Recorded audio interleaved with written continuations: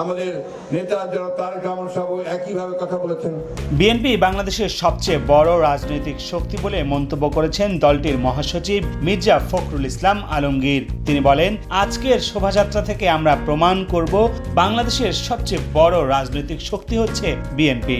শুক্রবার রাজধানীর নয়াপল্টনে দলীয় কার্যালয়ের সামনে জাতীয় বিপ্লব ও সংহতি দিবস উপলক্ষে শোভাযাত্রা শুরুর আগে সংক্ষিপ্ত সমাবেশে তিনি এসব কথা বলেন। এ সময় কোরআন পাঠ, দোয়া ও মোনাজাত করেন ওলামা দলের আহ্বায়ক মোহাম্মদ সেলিম রেজা।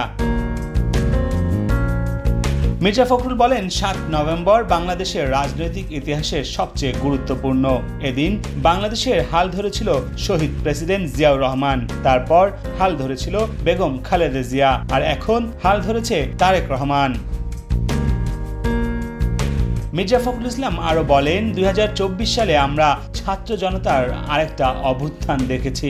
দীর্ঘ ১৭ বছর আমরা লড়াই সংগ্রাম করেছি আওয়ামী ফ্যাসিবাদের বিরুদ্ধে।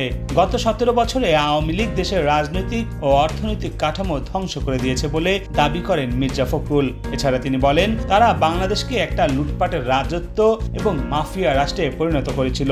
শেখ হাসিনা পালিয়ে গেলেও তার দোসরদের অনেকে এখনো দেশে রয়ে গেছে। তারা ঘাপটি মেরে বসে আছে। তারা আবার বাংলাদেশকে আক্রমণ করবে বলে মন্তব্য করেন মির্জা ফখরুল। এছাড়া তিনি বলেন, যে কোনো অপশক্তিকে উৎখাত করতে প্রস্তুত আছি আমরা। এর জন্য সবসময় ঐক্যবদ্ধ আছি এবং ভবিষ্যতেও থাকব। বাংলাদেশে এখন গণতন্ত্র ছাড়া অন্য কিছু চলবে না বলে হুঁশিয়ারি করেন মির্জা ফখরুল। ডেস্ক রিপোর্ট, বার্তা 24।